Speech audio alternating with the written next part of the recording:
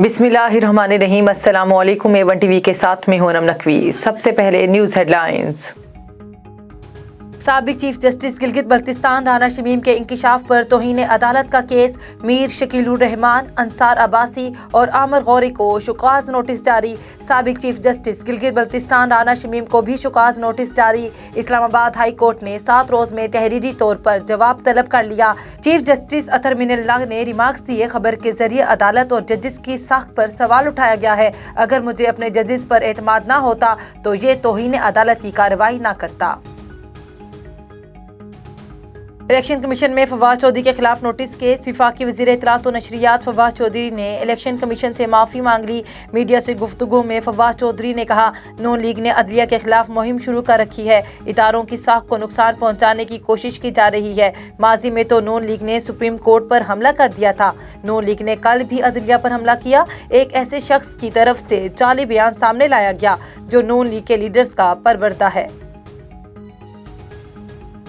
फैसला करना होगा इलेक्शन में चीफ जस्टिस की मदाखलत का क्या मतलब है। रहनुमा मुस्लिम लीग नून शाहिद खकान अब्बासी कहते हैं, एक दिन सबको हिसाब देना होगा। साकिब निसार खुद को बरीउल जिम्मा करार देना चाहते हैं तो राना शमीम की तरह बयान हल्फी दें। चेयरमैन नैब बताएं सियासतदानों से कितनी रिकवरी की।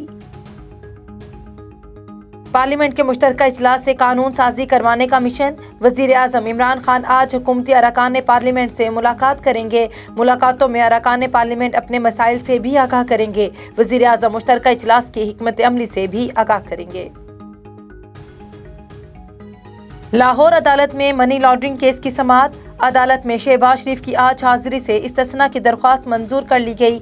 आइंदा समाअत पर गवाहान को तलब कर लिया गया। हमजा शहबाज शरीफ ने अदालत पेश होकर हाजिरी मुकम्मल करवाई। आशियाना इकबाल रेफरेंस में शरीक मुल्जिम बिलाल कदवाई ने रेफरेंसेस से बरियत की दरख्वास्त दायर कर दी।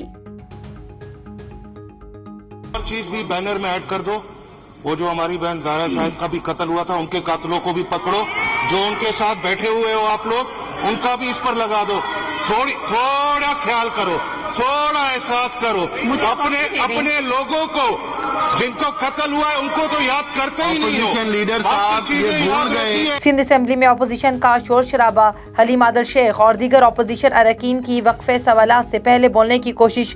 स्पीकर ने कहा कि अपोजिशन स्पीकर को डिक्टेट नहीं कर सकती। अपोजिशन अरकान प्ले कार्ड उठाकर स्पीकर डाइस के सामने आ गए। पंजाब में डेंगू के 22 मजीद 2 अफराद जान की बाजी हार गए। सूबे में डेंगू के 314 मरीज रिपोर्ट हुए। खैबर पख्तूनख्वा में डेंगू के मजीद 150 केसेस रिपोर्ट। इस्लामाबाद के 40 शहरी डेंगू का शिकार हो गए। मलीरकोट में नाज़िम झोंकियों के कातिल का केस। अदालत ने गिरफ्तार मुलजिम के जिस्मानी रिमांड में 2 रोज की तोसी कर दी। तफ्तीशी अफसर ने अदालत को बताया कि नाज़िम झोंकियों का जला हुआ मोबाइल फोन और कपड़े बरामद करके फॉरेंसिक के लिए भेज दिए। मुकदमे के मुद्दई की जानिब से इंसदाद दहशतगर्दी की दिफा शामिल करने की दरख्वास्त पर आइंदा समाअत दलाइल पर दिए जाएंगे।